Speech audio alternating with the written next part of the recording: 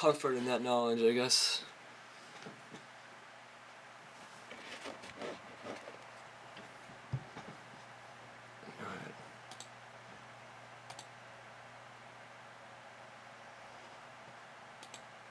Hey porter, would you tell me the time? How much longer will it be till we cross that Mason-Dixon line? At daylight, would you tell that engineer to slow it down? Or better still, just stop the train, 'cause I want to look around. Hey porter, what time did you say? How much longer will it be till I can see the light of day? When we hit Dixie, will you tell that engineer to ring his bell? And ask everybody that ain't asleep to stand right up and yell.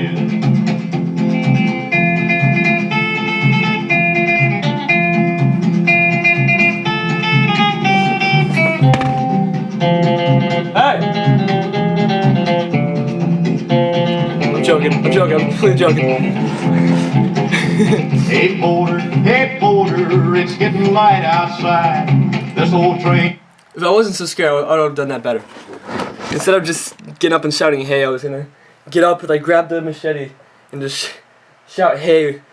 But what worked perfectly is I bumped this desk in such a way that it sent you aiming directly at what I was looking at. Aiming directly at that's perfect. I mean, it fucking, the plan came in my head. I wanted to make it better though. I didn't execute that too good. I almost didn't want to do it because I'm just too tired to do that. But I could have done a lot better. I could have, if I had more energy in me. If I had more energy, and if I wasn't so scared of knocking you off because there's a bit of a space behind you, I would have done that a lot better. Because my knees are under the desk, that's why I was bumped when I stood up. But I visioned it, like me looking over there, and just getting serious, standing up and saying, hey. I did that. I didn't do it too good though, because since I'm too tired, I'm not in the mood to act like that. Maybe I'm just too old. Fuck it, I need a fucking right. Johnny Cash, you do nothing for me, man.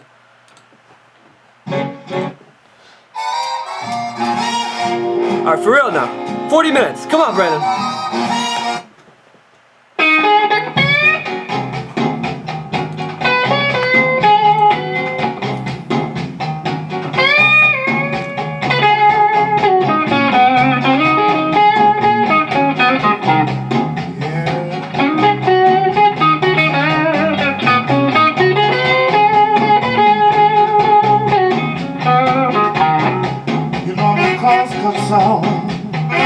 Just drive me across the lawn.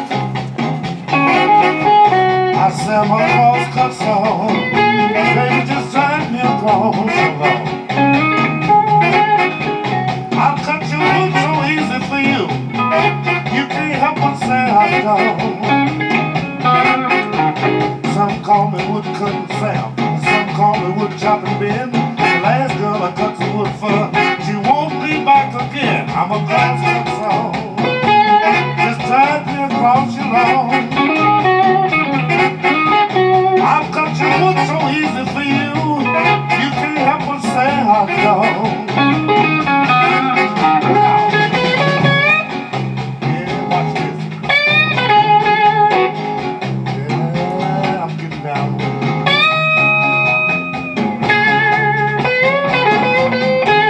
Your wood cut easy too.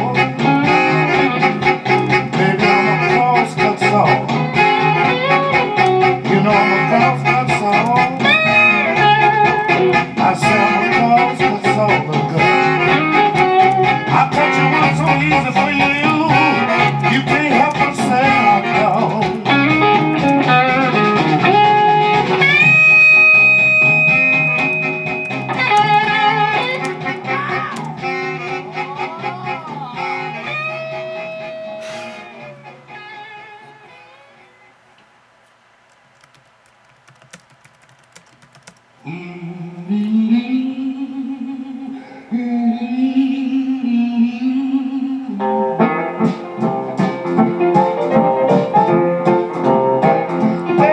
I'm glad my baby can't put me out. Well, I'm glad my baby can't put me out. Well, I'm so glad I can almost shout.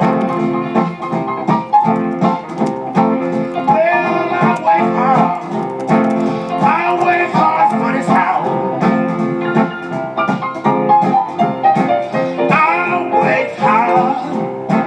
I work hard for this house. Ain't nobody, well, don't put me out. No,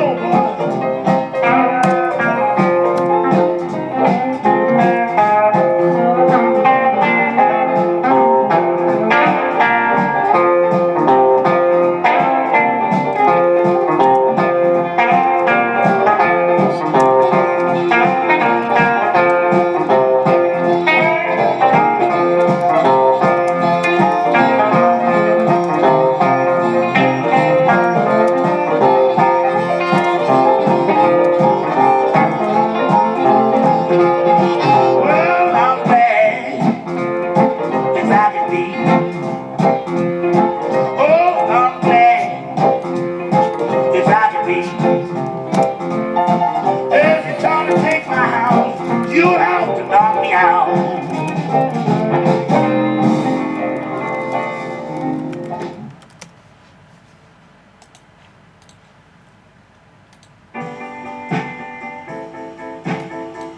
Oh, what a night. Nope, not a night. Cry for me, baby, while I live this life. Cry for me, honey, while I show you why. I cry so much for you. My singing, fucking impeccable. Baby, that's nothing new. Well, I cry so much for you.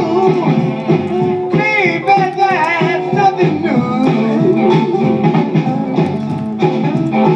Well, I wish I had $1 for the time I cried for you.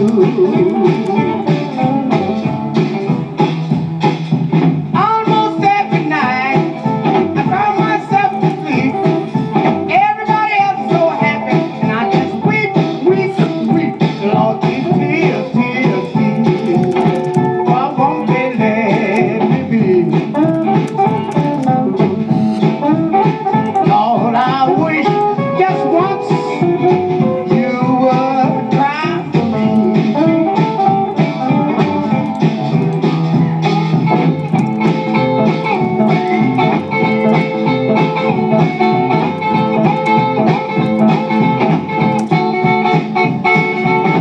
Oh yeah, what is that?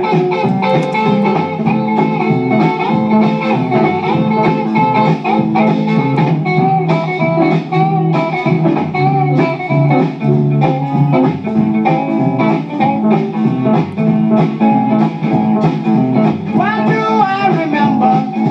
How could I forget? I wake up every morning, my pillow soaking wet from these tears, tears, tears. Why won't they let me be? Lord, I wish just once you'd cry for me. Now, where were you last night? I cried all night long. Only way you do me, baby, is wrong, wrong, wrong. All these tears, tears, tears. Why won't they let me be? Lord, I wish just once you would cry for me.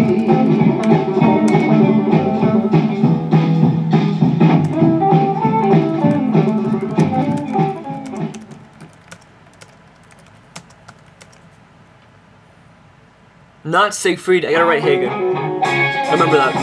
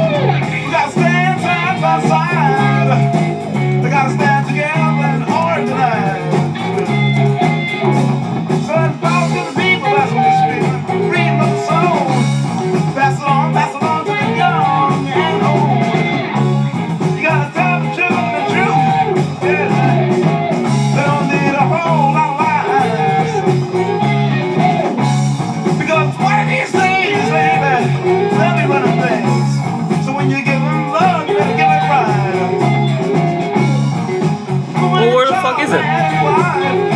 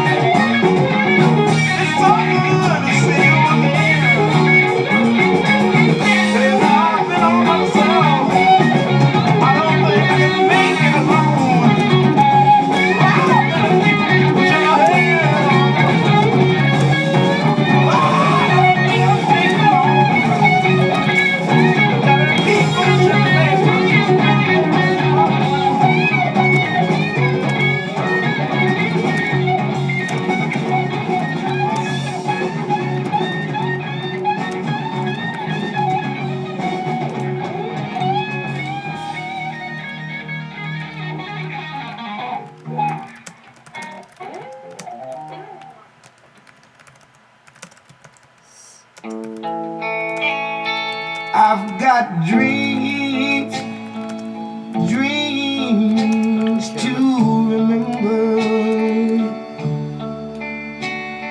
I've got dreams, dreams. I want to stay awake, Otis Redding. Oh, you know, I need some lizard time.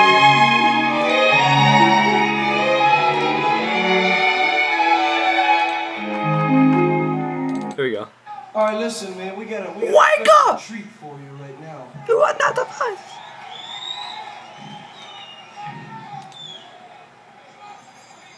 This is a little tour de force that we've only done a couple times in front of strangers.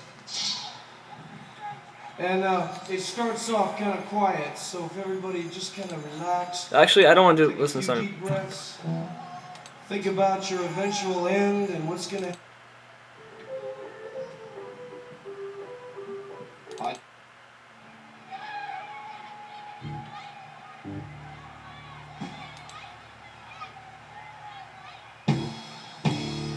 Sorry.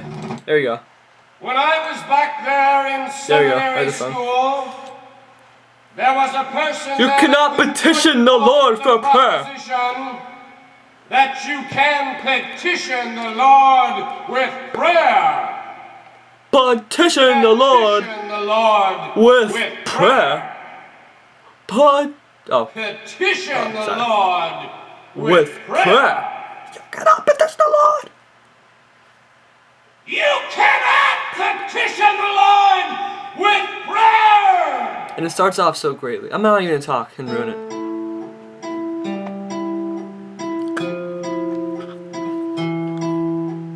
Can you give me sanctuary?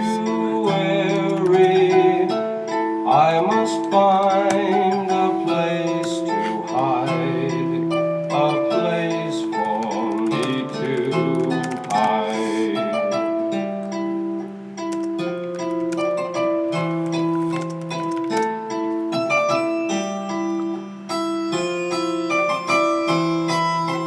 Can you find me soft asylum?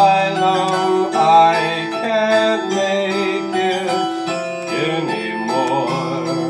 The man is at the door.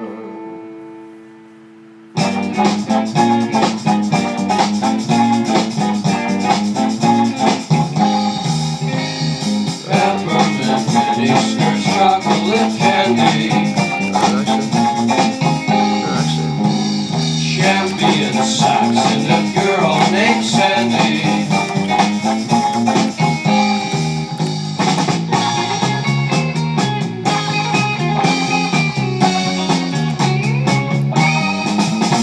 There's only four ways to get unraveled. One is to sleep and the other is travel.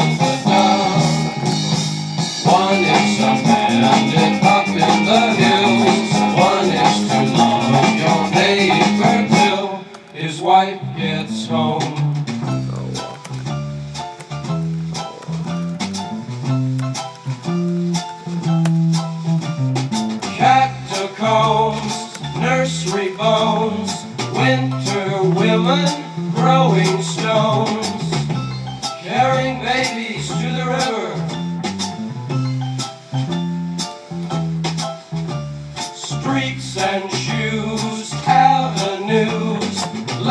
I said, it started off well.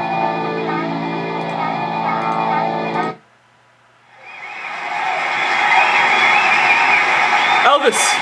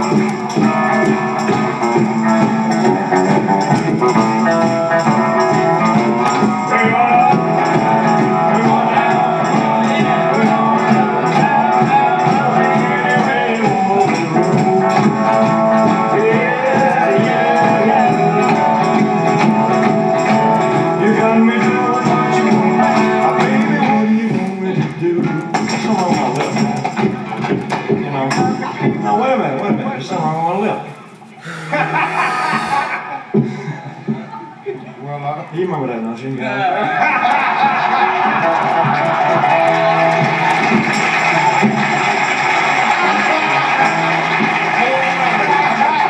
got news for you, baby. I did 29 pictures like that. Hey, Elvis, the fingers. No, yeah, that's all I could move in Florida. The police filmed a show one time in Florida because the PTA, the YMCA, or somebody, they thought I was something. And they said, man, he's got to be crazy. So the police came out and they filmed the show. So I couldn't move. I had to stand still. The only thing I moved was my little finger like that. You ain't nothing but a hound dog. For the whole show.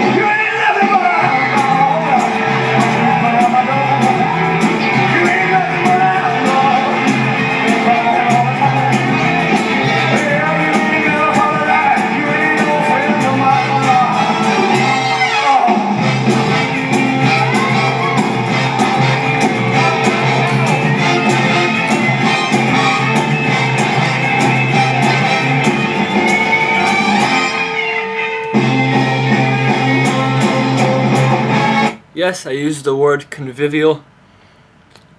I am pompous. And I do enjoy being a floating face. Nothing really too interesting in that. I'm worried that I might just get too fucking boring in this book. I'm worried that in the time skip that I did from when Siegfried left the forest to him now having a family 5 years later, I'm worried that kind of fucked things up. I mean, I can make it good. There's been many times in this book where I thought shit was going downhill. I'm worried that this is just becoming too boring now. I have to spice it up with something. I mean, sure, I just killed Siegfried's wife and his kid.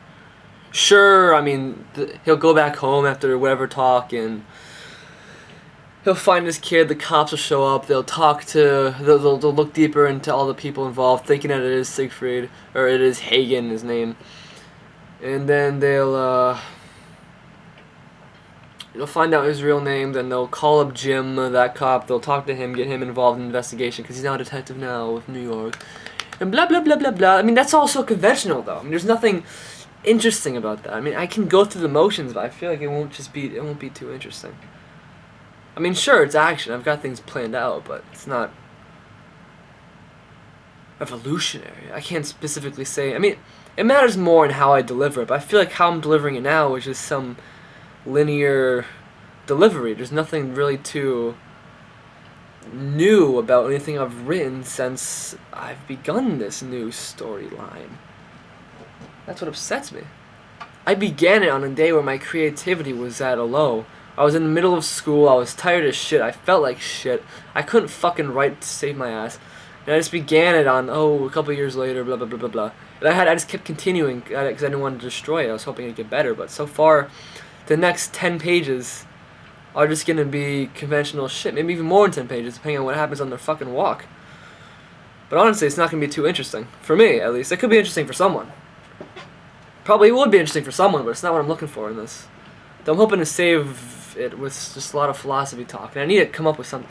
I need to write this when I'm in a creative mood, like I will be not now. I'm not too creative. Right now I'm just doing things.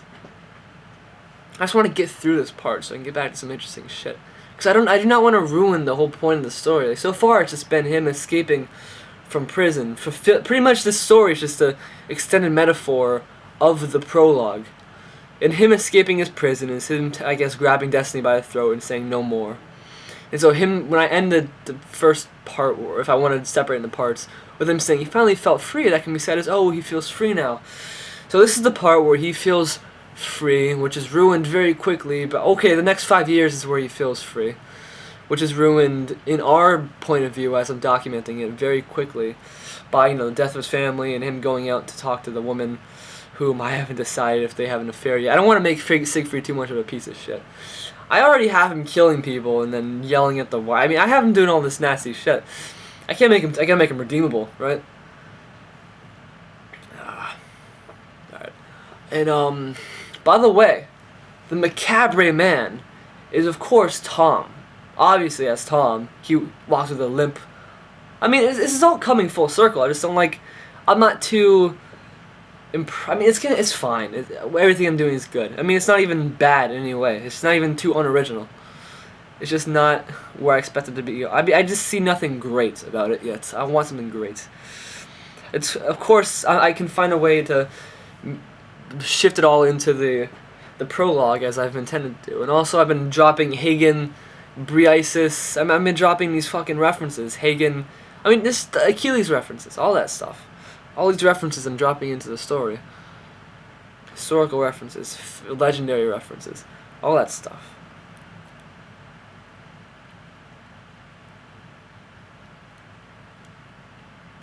I mean, I just explain it real quick. In the story of... You know, for walk?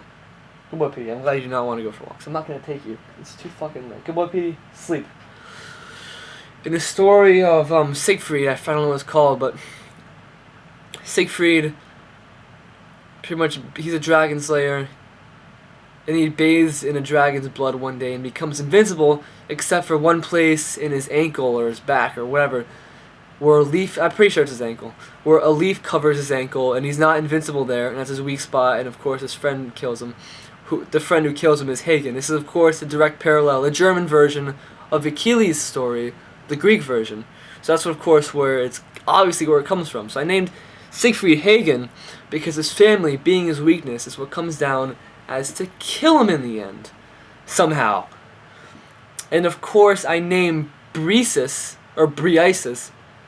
after Briseis, the woman who Achilles pretty much began wars because of, who just rebelled because of, and resulted in it, who, due to his actions because of her, resulted in his death. So, parallels going on there. And of course it'll end with Siegfried dying in the death I planned out, with Destiny coming and telling him. It's all planned out wonderfully. I just have to execute it well. It's fantastic to me. I mean, I've not read it all the way. I have not read from beginning to where I am since I was maybe 10 pages in. That's how long I have no idea how it's gonna form until I'm finished. I'm not gonna do that until I finish it too, because I know as I'm reading through it, I'm gonna correct it and fix all the shitty writing where I've rushed or I've been tired or I've been in school. But I'm kind of worried I won't finish it until I'm out of school, based on my progress, because it needs to be over 150 pages. It needs to be 200 pages. In order to make it a novel worth buying due to thickness and paying money for it, it has to be 200 pages. Also, you know, I can stretch this story out for two. I mean, I'm at page 50. You can say it's moving quickly, but I'm definitely going to add more in as I go back. Maybe. I mean, I always assume I'm going to be having all the time in the future, but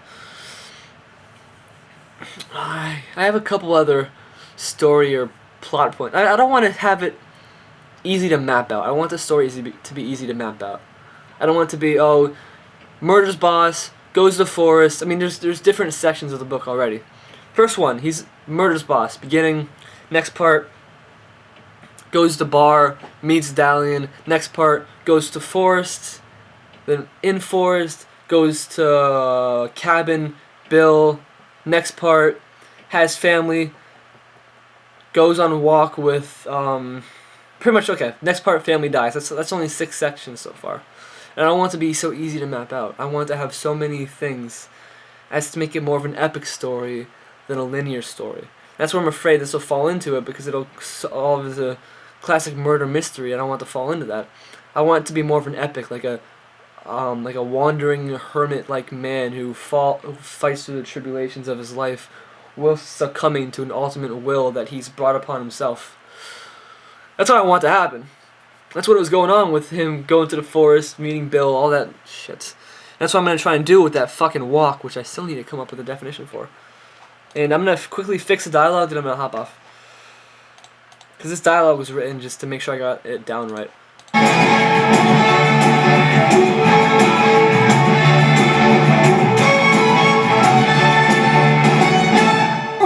I'm all shook up.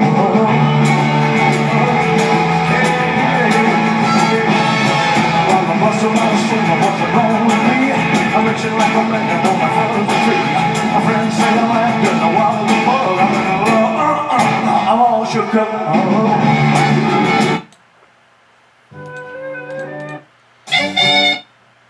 Fallout. I love Fallout.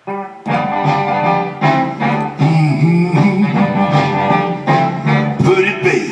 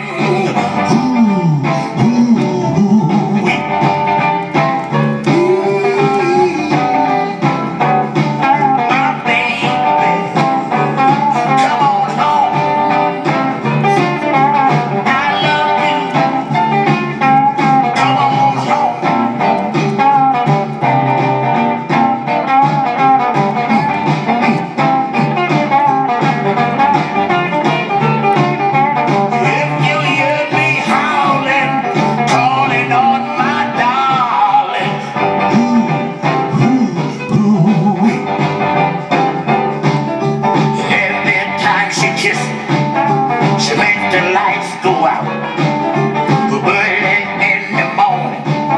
She makes me jump and shout. This bad love she got makes me laugh and cry. Makes me really know I'm too young to die. If you hear me howling, calling on my darling,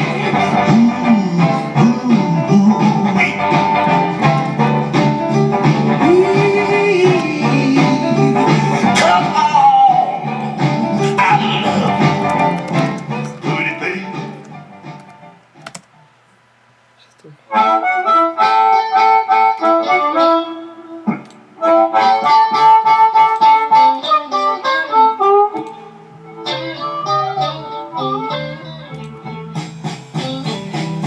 Now when a girl reaches the age of 18, she began to think she's grown. And that's the kind of little girl you can't never find at home. Come see me early in the morning, baby, about to break a day.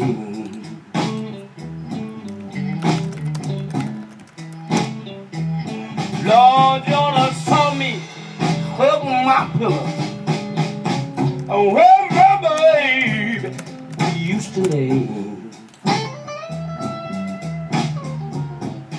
Pick up one drink of wine and 2 drinks of gin. A pretty young girl put me in there. I said, come in, come see me.